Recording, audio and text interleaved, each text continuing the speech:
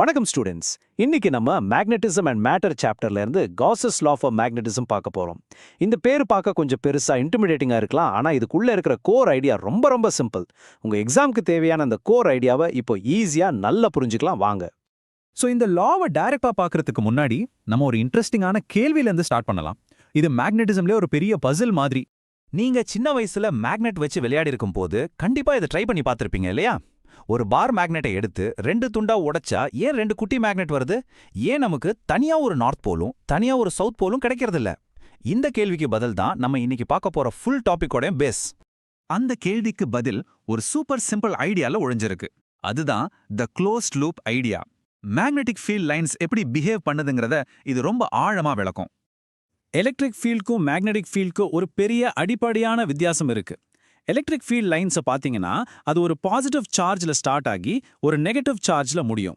சிம்பிளாக சொன்னால் ஒரு டேப்ல தண்ணி வர மாதிரியும் ஒரு ட்ரெயினில் தண்ணி போகிற மாதிரியும். ஆனால் மேக்னெட்டிக் ஃபீல்ட் லைன்ஸ் அப்படியே கிடையாது. அது ஒரு மூடின பைப் சர்க்கியூட்குள்ளே சுற்றிக்கிட்டே இருக்கிற தண்ணி மாதிரி. அதுக்கு ஸ்டார்டிங் பாயிண்ட்டும் இல்லை, எண்டிங் பாயிண்ட்டும் இல்லை. ஏன்னா மேக்னெட்டிசம்ல தனியாக ஒரு சோர்ஸோ சிங்கோ கிடையாது. அதாவது மேக்னெட்டிக் மோனோபோல்ஸ் இல்லை. ஓகே, இப்போ இந்த க்ளோஸ்ட் லூப் ஐடியாவை மனசுல நல்ல பதிவு வச்சுக்கோங்க.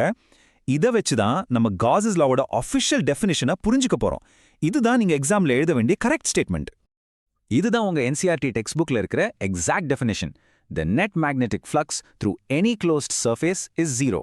இந்த லைன் அப்படியே எழுதுங்க, மாத்தாதீங்க. ஃபார்முலாவும் ஞாபகம் வச்சுக்கோங்க. Closed integral of b dot dA equals 0. Basically இந்த மேத் ஃபார்முலா பார்க்க பெருசா இருந்தாலும் அது நம்ம பேசின அந்த க்ளோஸ்ட் லூப் கான்செப்டோட அஃபிஷியல் வெர்ஷன் தான், வேற என்ன ஒன்றும் இல்லை. சரி, அந்த அஃபிஷியல் டெஃபினேஷனை நம்ம ஸ்டைல்ல சிம்பிள் டேங்கிலிஷ்ல சொன்னா எப்படி இருக்கும்? ஒரு இமேஜினரி பாக்ஸ், ஒரு காசியன் சர்ஃபேஸ் எடுத்துக்கோங்க. அந்த பாக்ஸ்க்குள்ள எவ்வளோ மேக்னெட்டிக் ஃபீல்ட் லைன்ஸ் வருதோ அதே அளவு லைன்ஸ் கண்டிப்பா வெளியே போயிடணும். So in is always equal to out. மொத்தத்துல நெட் சேஞ்ச் என்ன? 0. அவ்வளவுதான்.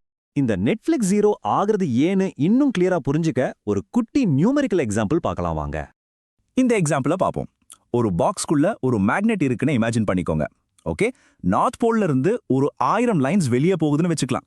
அது அவுட்வர்ட் ஃப்ளக்ஸ். ஸோ அதை நம்ம +1000 எடுத்துக்கலாம். ஆனா அந்த லைன்ஸ் எல்லாம் க்ளோஸ்ட் லூப்ஸ் இல்லையா? அப்போ அதே 1000 லைன்ஸ் சுத்திக்கிட்டு வந்து சவுத் போல் வழியா உள்ள வரணும். அது இன்வர்ட் ஃப்ளக்ஸ். ஸோ அதை நம்ம -1000 சொல்றோம். இப்போ டோட்டல் பண்ணுங்க. +1000 அண்ட் -1000 சேர்ந்தா நெட் ஃப்ளக்ஸ் என்ன ஆகுது? சிம்பிள், 0 ஆகுது. ஸோ இதுல இருந்து என்ன தெரியுது? நெட்ஃபிளிக்ஸ் எப்பவுமே ஆல்வேஸ் 0 தான். நீங்க எந்த ஷேப்ல க்ளோஸ்டு சர்ஃபேஸ் எடுத்தாலும் சரி, மேக்னெட்டை எங்க வச்சாலும் சரி, ஃபைனல் ஆன்சர் 0 தான். காரணம் ஒன்னே ஒன்று தான். எவ்வளோ லைன்ஸ் வெளியே போதோ அதே அளவு லைன்ஸ் உள்ள வந்தே ஆகணும். That's it. இப்போ ரொம்ப கவனம். எக்ஸாம்ல நம்ம தெரியாமையே மார்க்ஸை குறைக்கிற சில சைலண்ட் கில்லர்ஸ் இருக்கு. நம்ம ஸ்டூடெண்ட்ஸ் பண்ற சில காமன் மிஸ்டேக்ஸை பார்ப்போம். நான் உங்ககிட்ட ஒரு கேள்வி கேட்குறேன். மேக்னெட்டிக் ஃபீல்ட் லைன்ஸ் சும்மா ஸ்பேஸ்ல திடீர்னு ஸ்டார்ட் ஆகுமா இல்ல திடீர்னு எண்ட் ஆகுமா? என்ன நினைக்கிறீங்க? அதுக்கு பதில் ஒரு பெரிய நோ. தப்பு பண்ணிடாதீங்க. இதுதான் நிறைய ஸ்டூடெண்ட்ஸ் பண்ற ஒரு பெரிய மிஸ்டேக்.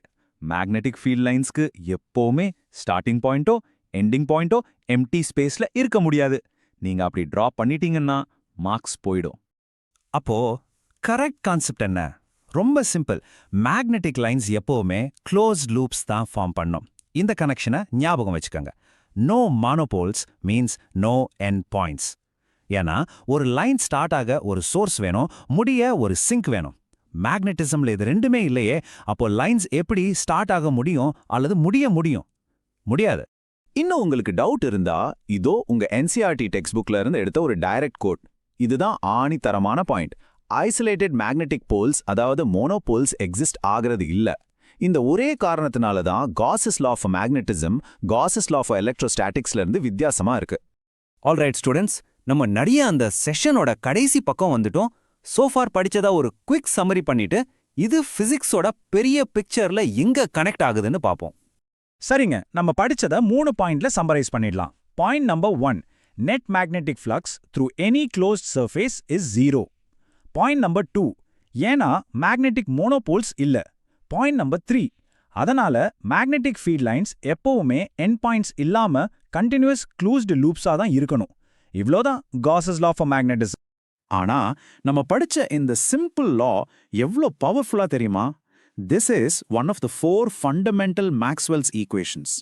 இந்த 4 ஈக்குவேஷன்ஸ் தான் இந்த யூனிவர்ஸ்ல இருக்கிற எல்லா எலக்ட்ரிசிட்டி அண்ட் மேக்னெட்டிசமையும் கவர்ன் பண்ணுது. ஸோ நீங்க படிச்சது பிசிக்ஸோட ஒரு பெரிய பில்லரா படிச்சிருக்கீங்க. ஓகே, கிளாஸ் முடிக்கிறதுக்கு முன்னாடியே உங்களை யோசிக்க வைக்கிற மாதிரி ஒரு கேள்வி. ஒருவேளை ஃபியூச்சர்ல சயின்டிஸ்ட் ஒரு சிங்கிள் மேக்னெட்டிக் மோனோபோலை கண்டுபிடிச்சிட்டாங்கன்னு வச்சுக்கோங்க, அப்போ நம்ம இன்னைக்கு படிச்ச இந்த அடிப்படையான காஸஸ் லா எப்படி மாறும்? அந்த ஃபார்முலா 5b.dA = 0ல என்ன மாற்றம் வரும்? Just think about it. நல்லா யோசிச்சு பாருங்க. நம்ம அடுத்த செஷன்ல மீட் பண்ணலாம்.